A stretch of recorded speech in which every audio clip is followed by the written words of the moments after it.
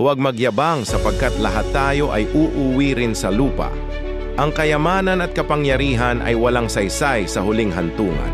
Ang tao ay parang alikabok, mawawala at lilipas. Kaya't huwag sayangin ang buhay sa kayabangan, kundi gamitin ito sa kabutihan.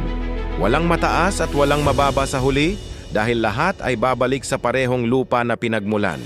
Ang buhay ay maiksi, huwag itong ubusin sa galit at inggit. Ang pag-ibig at kabutihan lamang ang may halaga sa huling araw.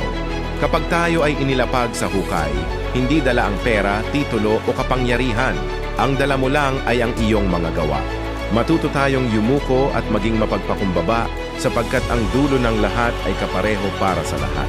Habang may oras pa, piliin mong mamuhay ng may pananampalataya sa kataas-taasan na tagapaglikha at kabutihan dahil darating ang araw na wala nang balikan. Kanor Stories.